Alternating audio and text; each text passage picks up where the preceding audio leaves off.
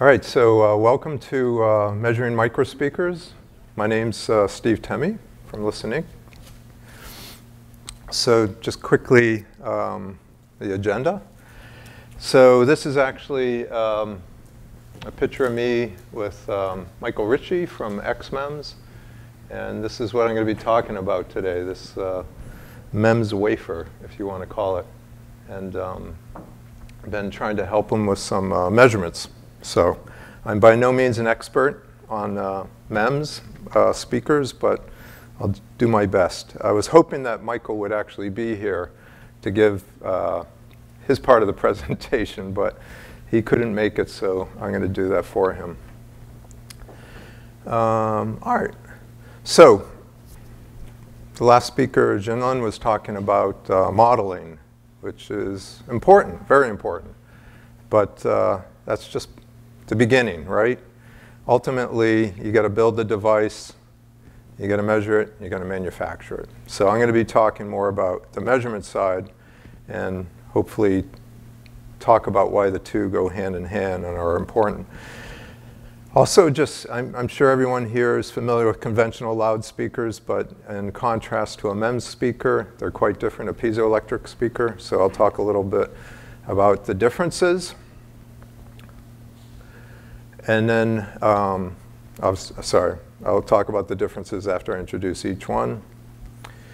Talk a little bit about the setup. I brought some of the tools we use for measuring the MEMS microspeaker. And then I'll show you some results. And then last but not least, I'm going to talk about normalized distortion and why it's relevant for measuring these type of devices. All right, so model, measure, manufacture. So I'm sure everyone is familiar with this. I think what sometimes people forget is it's not that simple. You can't literally get the model right the first time. First and foremost, once you've modeled the device and you go to build it, you have to measure it to validate or verify the model. And more often than not, what you measure and what you model don't align. So you really have to iterate. And not just, I mean, you could just go from the measurement and then to the manufacturing, but then your model's not going to get better. So you definitely want to figure out, is your measurements realizing what your model predicted? If they're not, let's go in and tweak the model, make the model better. And then eventually, once your measurements and your models sort of align, that's a good time to go into manufacturing. But it depends how big a rush you're in. And this is particularly true for new devices, new technology, right? If you have a wealth of experience with modeling, for example, electrodynamic loudspeakers, you might be able to iterate faster. But with a new technology, which in some ways piezoelectric MEMS is not new, but the application is. So I'm going to talk a little bit about that. So here's a traditional speaker. And as we all know, it's got a lot of parts. And with these parts can be, there can be a lot of chaos, frankly. And you really have to take into account how all these parts go together. And I'm actually amazed that we can model it at all. Not me, but anyone. Because I think if you do, someone once told me, a speaker designer, if you do a Monte Carlo circuit analysis of a speaker, theoretically, it will never work. If you add up all the tolerances, it's a mess. But that's not the case. So, and then we have different types of, I'll call them electrodynamic traditional speakers. We got the dynamic driver, and especially for hearing aids and in-ear monitors and things like that, we also have the balanced armature. But again, it's a magnet, and call it a coil. It's a very well-known technology, and it can be modeled fairly simply. Things like teal small parameters, even nonlinear models can come out of this. But that is not necessarily the case for piezo MEM microspeakers. The model gets a lot more complex, And don't ask me how to explain this because I honestly don't know. I'm even curious if you can do Thiel small parameters on something like this and whether it has a whole lot of meaning. But part of this too is now, what about modeling the acoustic cavity? In this case, it's in the ear, and we're going to have, for example, some crazy ear simulator, right? Acoustic ear simulator, and that in itself is going to have a heavy influence on how well this model works. So I leave that up to Jinlin and Komsel. I'm not going to do it. What else is worth mentioning here? So, yeah, I think, again, just to iterate, like when we have a new technology, we have to develop new models. And we have to iterate. We got to make sure with measurements that the model is accurate. And if they're not, we got to be able to explain what's going on. So for example, if we look at, this is from XMEMS, where they talk about the dynamic behavior of the membrane. When we're looking at the traditional, I'll call it modal analysis of the diaphragm of an electrodynamic speaker, we have typically some sort of cone. And we can look at breakup modes, and we can try to figure out, what frequencies, are they constructive or are they destructive? And it's fairly complex, right? When a speaker cone starts to break up, all kinds of weird things can happen. When you look at something like a MEMS microphone or a MEMS speaker, it's, first of all, I won't say there's just one part, but there's basically much, much simpler in terms of the diaphragm. In this case, they've actually applied a driver that essentially has two, I don't know what to call it, membranes that are flexing up and down. And because of the simplicity of that, the modal analysis is going to be a lot more straightforward. If you think of it as a piezoelectric film, I mean, basically it has a resonance. And the way you design how big the film is, how it's held down, it tends to be a little more simple than an electrodynamic speaker where it has so many different parts, especially if you think about the surround and then you have the spider and so what. You're going to have a lot more breakup modes than you would with typically a piezoelectric MEMS speaker. So up at high frequencies, it does have a resonance, but at very low frequencies, there is no resonance for the piezo MEMS. And then here's a good example, and this is a little busy, this slide, but I'll kind of start with it here. So if we look at the waterfall plot, or cumulative spectral decay, we can see that the traditional dynamic driver, we have a low resonance. Typically for in-ear or a balanced armature, it's probably a couple hundred hertz, it depends. But it's much, much lower than the piezoelectric MEMS speaker. And because of that, you always are going to have ringing at a resonance. But how well it's damped is really critical because that is something that the ear is going to be sensitive to.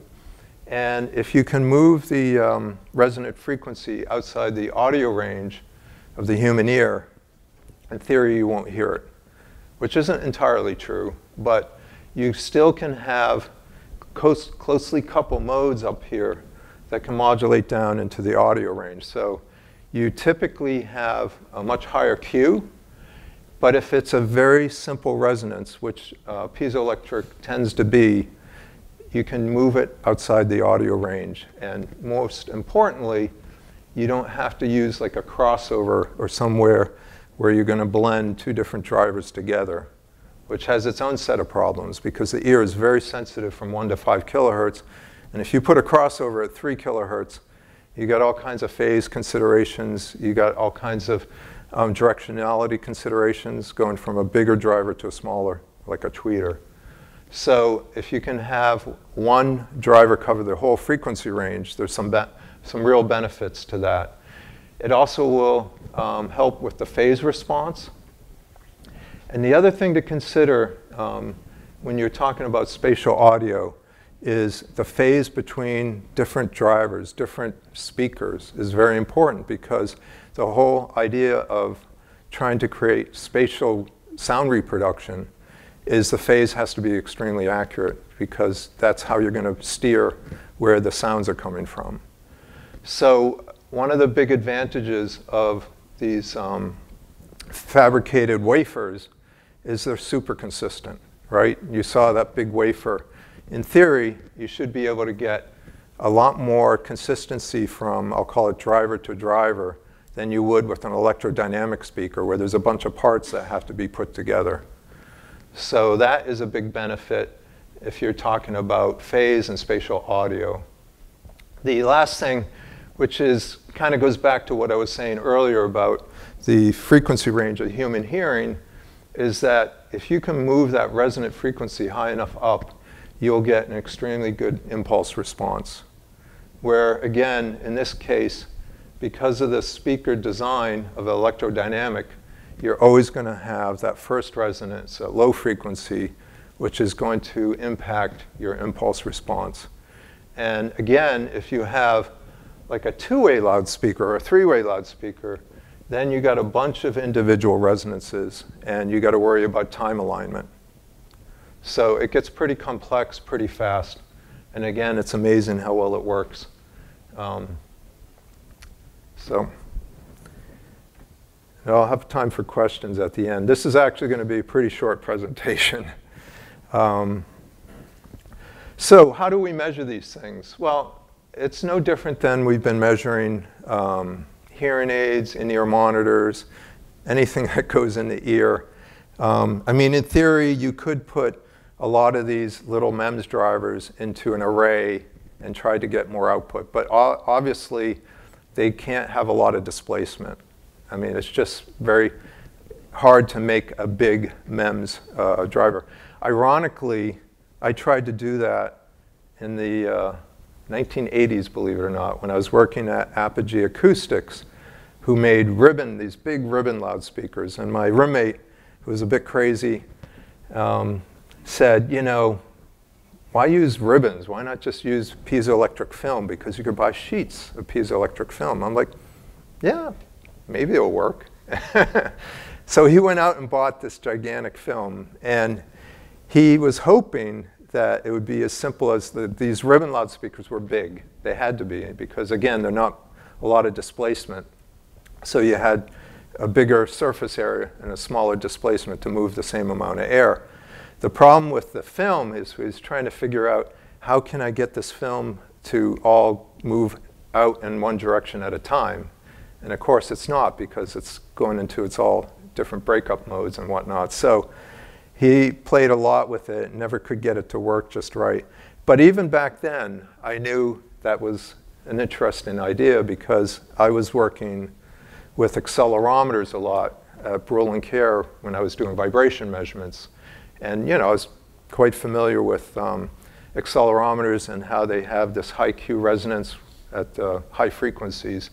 And there the whole trick was to make sure that you pick, you know, you had the usual trade-off. The smaller the accelerometer, the higher the resonance, but the less sensitivity you have. And it's no different than with these designs, right? The smaller you make it, the higher in frequency that you can push out the resonance.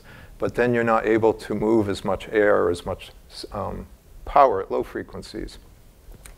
The other thing I forgot to mention, I should probably show you a slide from XMEMS, is the piezoelectric has a very high input impedance. So you can't just drive it with a conventional amplifier. You have to use a special amplifier. I have a couple of examples here and at the booth. So you basically have to buy, well, you don't have to, but at least XMEMS is trying to make it easier for you to use their products by also designing the piezoelectric amplifier. So it's, I believe, 30 volts peak, but it's actually stepping up from a low voltage to a high voltage because there's very little current that is being drawn by the piezo. It's voltage driven as opposed to current driven that you typically have with a traditional electrodynamic loudspeaker. And what I have here today is an example of how they're measuring it. Now, there's a bunch of ways you could do this, but if you want to measure the raw driver and not, oh, I didn't bring it with me, but they also have some earbuds at the booth if you want to try it, is I got to use a artificial ear and couple it. So they made this special coupler, and you're welcome to come up later and take a look at this. But basically on the back, they've somehow glued down on a circuit board, or I don't know how they probably soldered it, to hold the MEMS driver on the circuit board. And then they're plugging it into their high voltage amplifier, high voltage low current. And then what we do is we put the coupler on so we can simulate in-ear measurement. And of course, couplers, there are quite a few variations on couplers now. And most of the historic couplers were only good up to 8 or 10 kilohertz. And of course, people want to go up to 20 kilohertz. Some people want to go up to 40 kilohertz. Some people want to go up to 100 kilohertz. I don't know why, but they do. So anyhow, this part of the equation is pretty straightforward. This coupler is not that straightforward, frankly. And it will create its own resonances. So let's just take a look at, so the green curve is actually this particular MEMS device in here from XMEMS called Montar. And you can see, at least measured in this coupler, it's extremely flat at low frequencies. And then it starts to rise. That's the other problem because of the impedance. I'll show you that in a moment. You get this rise in amplitude as you go higher in frequency. So part of the trick here is how to tame what's going on at the high frequencies. And you also, so here you have a resonance due to the piezoelectric. It's around 18.5 kilohertz, supposedly. And here has more to do with the ear simulator. So this is the resonance, frankly, of the ear simulator, which is supposed to simulate the acoustic ear canal resonance. So that's not necessarily a bad thing seeing that here. But you'll see something that's very interesting in a moment when I talk about distortion. Now, just for comparison, unfortunately, I did not have a balanced amateur that, I had no way to put another traditional driver in here. So I just took a very small speaker. It's not really a microspeaker, it's a comparison. And here I'm showing the frequency response. They're both roughly 94 dB at 1 kilohertz. And this, I think I'm putting in 1 volt roughly when I'm driving it. And you can see, obviously, there's a low frequency resonance. And of course, as you make the driver smaller and smaller as well, you're shifting that resonance higher and higher. So again, there's this trade-off. In a coupler, you're lucky you don't have to move a lot of air, so that this would tend to flatten out if I had been able to put it, quote, in a coupler. But you can see it also has some resonances, and quite a few more, frankly, than this guy does at the high frequencies. But that's where the cone is breaking up. So the nice thing about these MEMS devices is they are inherently simpler by design, and the resonances are actually very well defined. So here we go. This is the impedance. Maybe I'll just use my finger here. Does that work? Hold on. There we go. So here's the resonance of the conventional speaker I just showed you, the fundamental response of around 289 hertz. It goes up to 65 ohms.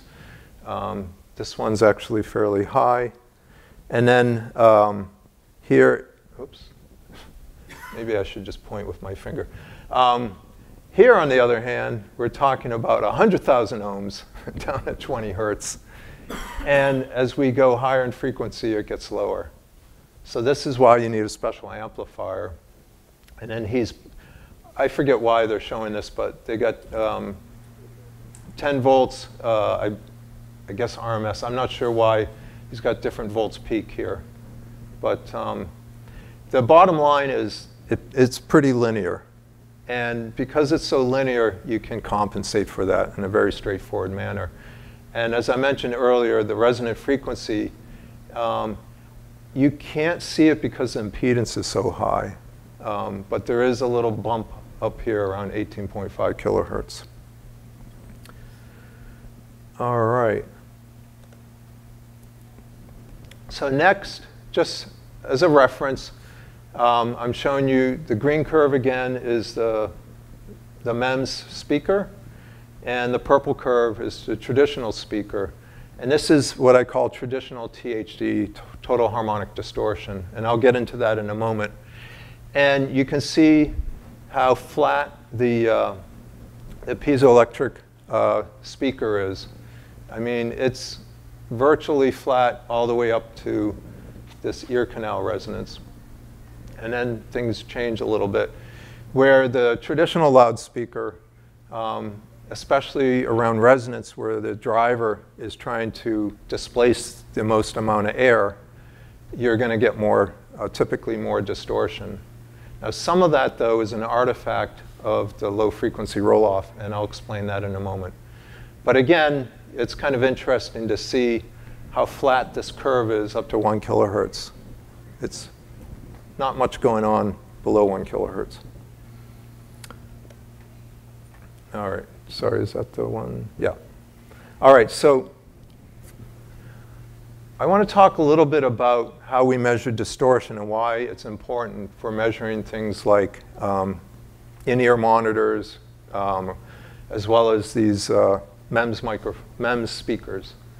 So all speakers are going to have some sort of amplitude irregularities, right? So let's just define the pass band, whatever, in this case, 100 to 10 kilohertz. And maybe there's a little resonance at 1 kilohertz. It could be for a variety of reasons. Typically, it could be cone breakup, and you get a bump. You might get a dip. It really depends whether it's constructive or destructive, and you can look at the modal analysis.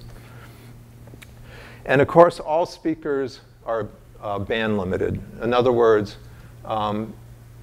traditional speakers especially, there's going to be a low frequency roll-off due to the resonance, where it just can't physically move. And at high frequencies where it's also, I'll call it, it's mass spring loaded, and it just can't drive enough air at the high frequencies.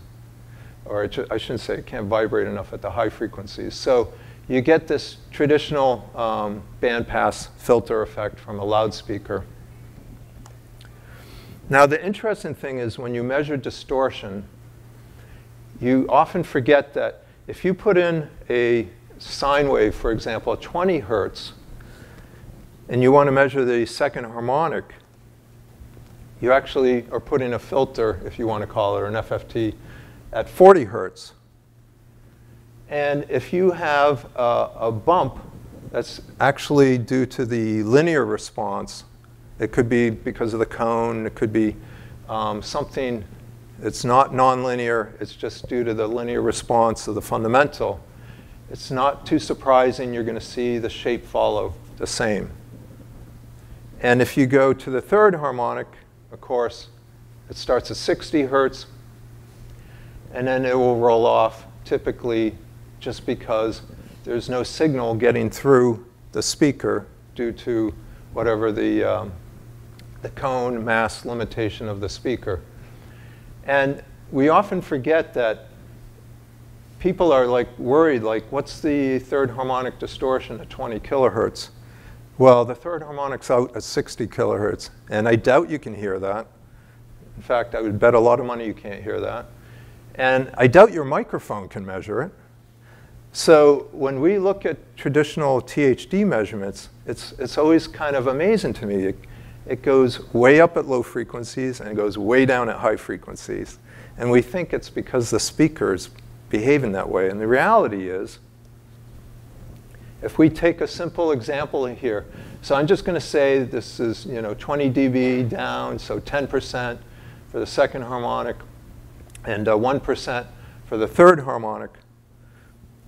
Now look what happens when we do the conventional THD calculation.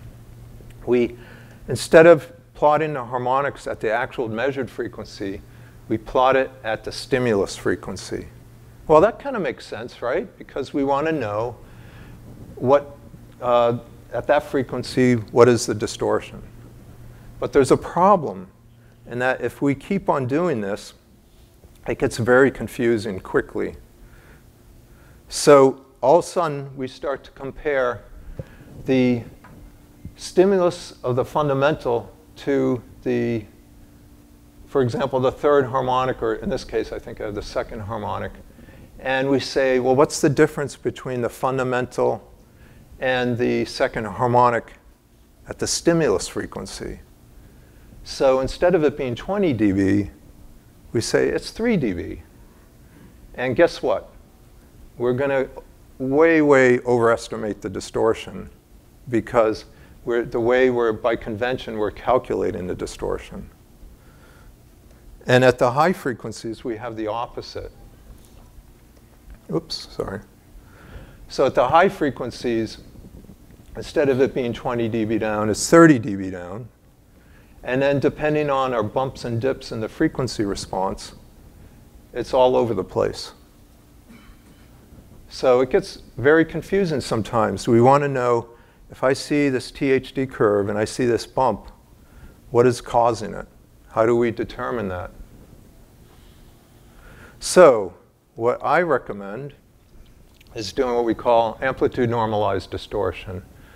And what we do is we basically, I'll just explain this real quickly and then show you, is we compare the amplitude of the fundamental at the same measured frequency as the harmonic.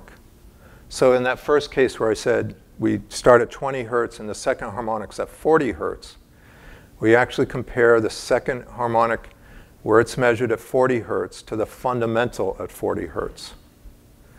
And we do that for all the frequencies. Once we've done the comparison in level at the measured harmonic frequency, then we plot it at the stimulus frequency. So instead of doing it the other way around, the convention is we always actually plot the harmonics at the stimulus frequency, and then we look at the level difference. This is just doing it the opposite. We plot the harmonics at the measured frequency, and we compare it to the fundamental at the same frequency before we plot it to stimulus. And you'll say, okay, that makes no sense. And it's hard to explain, frankly. But I think, as usual, a picture is 1,000 words. So I'll just start by showing you a comparison of, so this is the dynamic speaker. And what I'm doing now is I'm plotting the harmonics at the measured frequency. So again, I put 20 hertz in, the second harmonic, 50 hertz in, second harmonic's at 100 hertz. The third harmonic's at 150 hertz. So then, very interesting, you start to see, the third harmonic looks almost identical in shape to the fundamental. We got a bump up here. We see that bump in the third harmonic. The speaker's rolling off, so are the harmonics.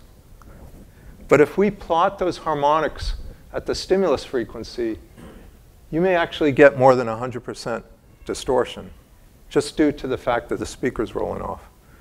And that's got nothing to do with physics. That's just convention. And frankly, you can't get more than 100% distortion anyway, so you know that doesn't make sense. So if we look at the THD, the traditional way, we would say, we got 12% distortion. We got a lot of distortion at low frequencies. But if we actually calculate it at the measured harmonic frequency before we then plot it at the stimulus frequency, look what happens. We got distortion around a little over 2%. Much smoother. We still have a bump at resonance because we have more distortion at resonance. And we see we have very flat distortion above that. And if we had looked at, remember I said if you get a bump or a dip in the fundamental, it could easily impact your THD the conventional way. So most people would look at this and say, hey, there's something bad going on, 1 kilohertz. What's this bump here? And that bump has got nothing to do with the electrodynamic performance of the motor. It's got everything to do with this bump up here. So the reason I bring this up is let's look at the MEMS speaker for a moment. So the MEMS speaker is no resonances at low frequency. We go up here, we got the, call it the ear canal resonance, the resonance of the coupler. And then up around 18.5 kilohertz, we got the natural resonance, the first resonance, really, of the speaker itself. And if we look at the traditional harmonic distortion calculation, we see 2 bumps here. One here and one here. And it's about, I don't know, 2 to 3% roughly. And we'd say, oh, we got a problem here, we got a problem here, they're about the same. Well, when we do it this way, at the measured frequency, all of a sudden those 2 bumps combine into one big bump. And that one big bump is actually due to what's going on out here. So we have, I forget what the frequency is, like 7 kilohertz. So basically, look how close these guys come together, the second and fundamental. And compared to the third harmonic, it's really the distortion, the THD, is dominated by the second harmonic.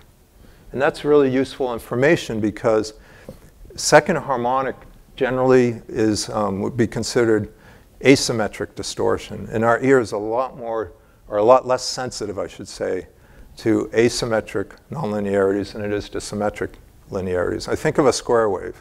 Square wave sounds horrible. That's very even order. If we think of, I'm sorry, getting my orders, odd order. If we think of second order, that'd look more like a sawtooth. Have you ever listened to a sawtooth versus a square wave? Sawtooth doesn't sound as bad. Most instruments have a lot of actually even order harmonics. And it sounds warm. Tube amplifiers, a lot of second harmonic, sounds warm. But in any case, my point is that especially when we start looking at these high frequency resonances, this is what I would expect because it's a very high Q at resonance. And it's going to have more distortion because of the resonance. So this helps you design your speaker, and if you think about it, you don't waste time trying to analyze what's going on here, which is purely due to the coupler resonance. All right. Yeah, conclusions, and then I'll let you guys ask questions.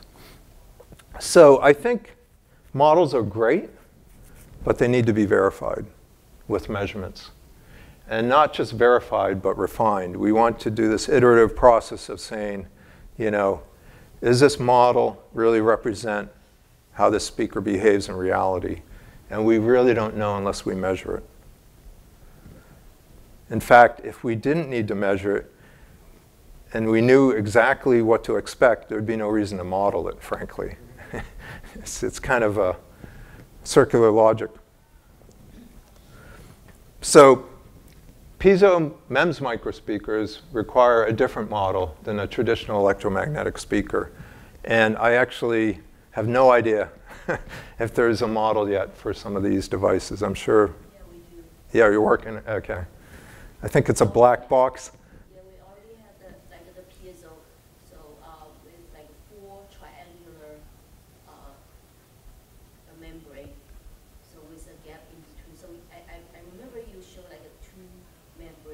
Yep. Yeah, so we had a... You have a good model of it?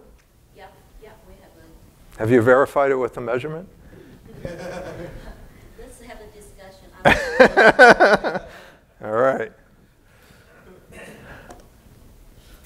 So there are some, the reason I'm kind of excited about these MEMS microspeakers is because I'm a true believer in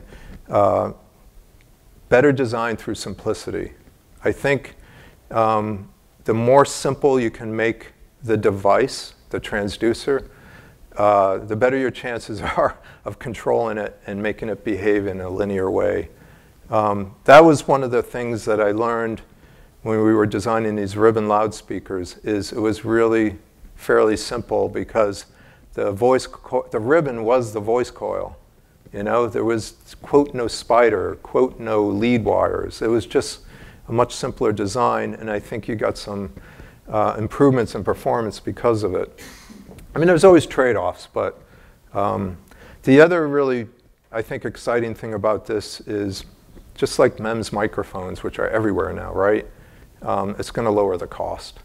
I think you'll be able to get very low cost and very good consistency.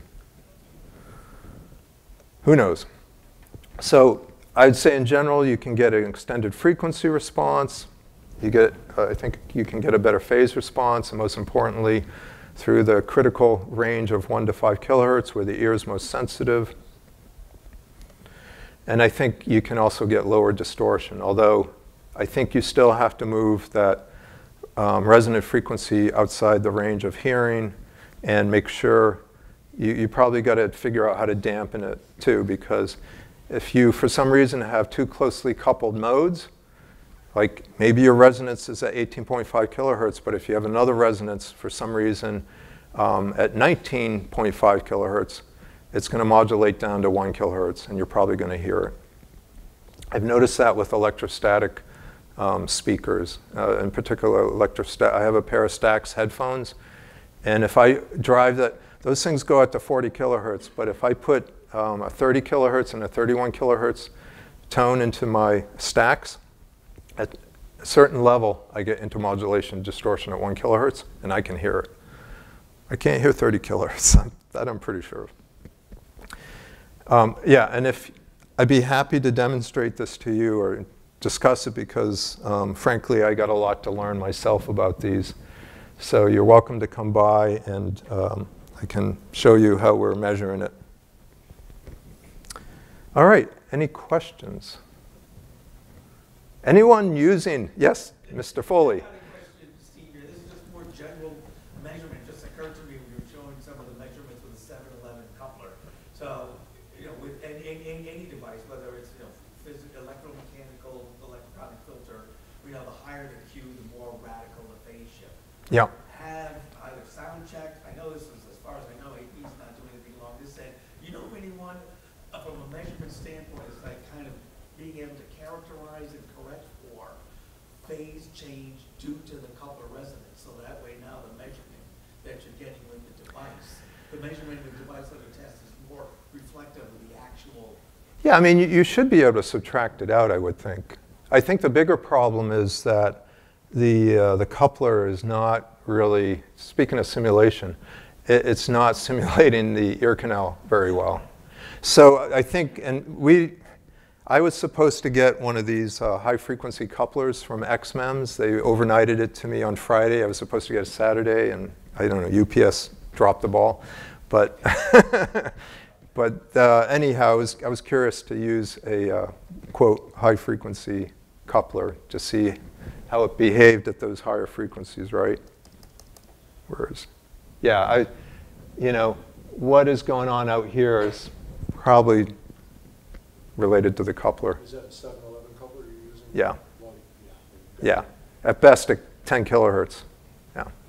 So just to confirm your experience to date, and this is what my experience has been measurement-wise, is when folks, if they take phase measurements of ear-worn devices using a coupler, they're just accepting them, what the test equipment tells you is what it is. Yeah. Not necessarily thinking about, well, wait a minute, if this was an external loudspeaker, there's a less reading you want to get to, so you take into account the phase change, let's say 1 meter of air.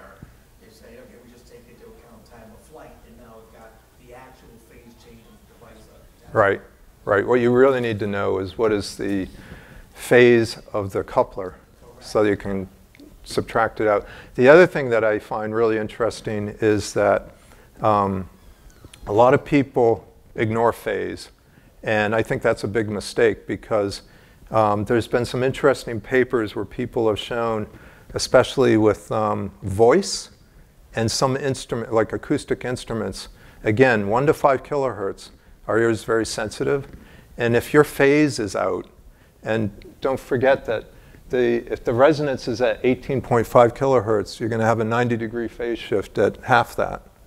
So if your resonance is too low, you're actually going to have phase shift right where your ear is most sensitive. And one of my theories, I'll call it, for high-res audio is got nothing to do with being able to hear above 20 kilohertz. It has everything to do with the phase. Yeah.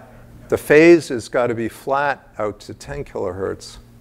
And if you have a brick wall filter at 20 kilohertz, your phase looks horrible at 5 kilohertz even. I forget what, I calculated it once. So, and again, spatial audio is going to be a good example. I think they'll be able to figure out how to fool the brain with visual space faster than I think with, yeah.